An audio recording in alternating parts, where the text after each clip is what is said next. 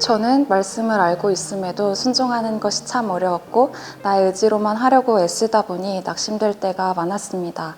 그러나 제자반을 통해 주님이 나의 안에 항상 거하고 계신 것을 매일 기억하게 하셨고 또 모든 상황과 생각을 이길 수 있는 능력이 나에게도 있음을 그 어느 때보다 깊게 알게 하셨습니다. 하나님의 크신 사랑과 은혜 앞에 수없이 엎드려지게 되는 시간이었습니다. 제자반을 통해 배운 것들을 평생의 삶 동안 기억하면서 매일 새로운 전성기를 갱신하고 나는 교회되고 내 삶은 예배되어 빛을 발하는 주님의 참된 제자로 살겠습니다. 제자반을 통해 인격적으로 주님과 가까워지고 매일의 일상에서 주님을 인식하고 찾게 되면서 모든 일이 감사함으로 다가오게 되었습니다. 이번 주는 주님과 어떤 만남이 있을까 기대하는 마음으로 은혜의 자리에 삶의 순간마다 나아가게 되는 놀라운 변화가 생겼습니다.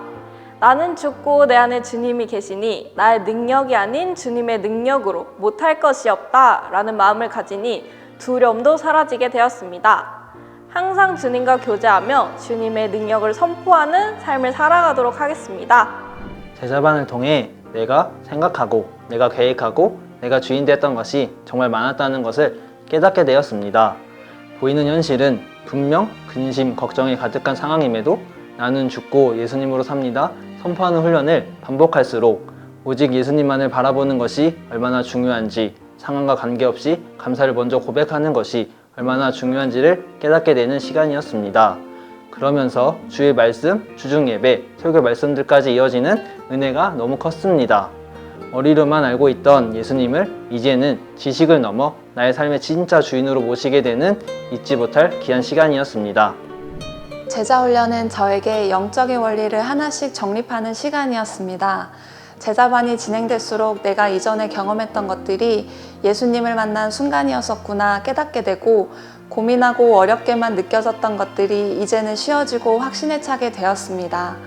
비록 넘어지고 연약한 존재임을 깨닫는 순간에도 나는 죽고 예수로 사는 삶을 매일 선포하며 다시 회복하고 믿음이 더욱 굳건해지는 시간이었습니다.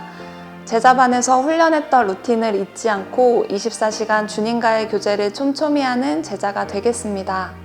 나는 죽고 예수님으로 사는 삶, 모태신앙인 저에게는 익숙하면서 부담스럽고 한없이 무겁게 느껴지는 말이었지만 이번 제자반을 통해 나는 죽고 예수님으로 사는 삶이 무엇인지, 왜 그렇게 살아야 하는지, 어떻게 하면 그렇게 살 수 있는지를 깨닫고 훈련할 수 있는 소중한 시간이었습니다.